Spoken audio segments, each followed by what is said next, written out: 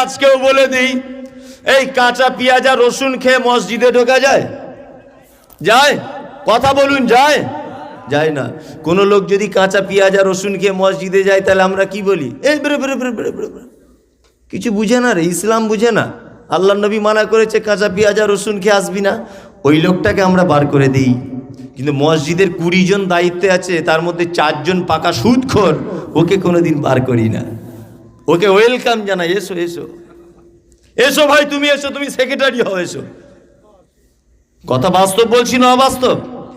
তাহলে আমরা কাঁচা পেঁয়াজ আর কাঁচা রসুনের হাদিস মানি, সুদের হাদিস মানি না। মানে সুবিধাবাদ জিন্দাবাদ, সুবিধাবাদ জিন্দাবাদ। আপনার পক্ষে যেটা হয় আপনি সেটা মানেন, আপনার বিপক্ষে যেটা যায় আপনি সেটা মানেন না। শুনুন, আপনি তো কোথাকার কে?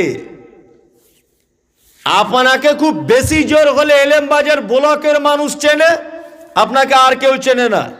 আর কেউ চেনে?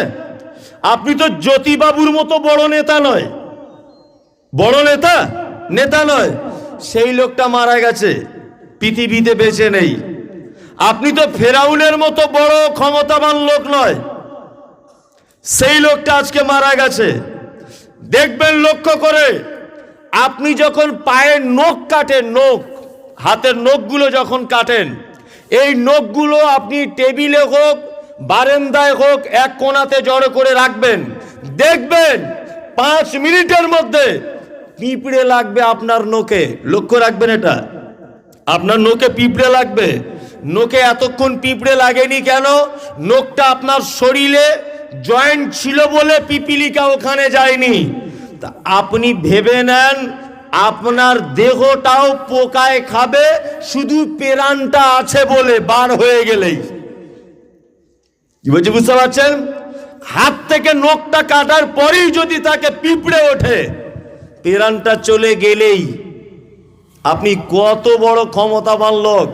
আল্লাহ নবী সাল্লাল্লাহু আলাইহি ওয়াসাল্লাম বলছেন যে কুল্লু আজমিন ইয়াকুলু তুরাব, যত ক্ষমতাবান লোক হোক, কবরের এত পাওয়ার যে কবর তার হাড্ডিকে একেবারে দুমুড়িয়ে মুচিড়িয়ে শেষ করে দিবে।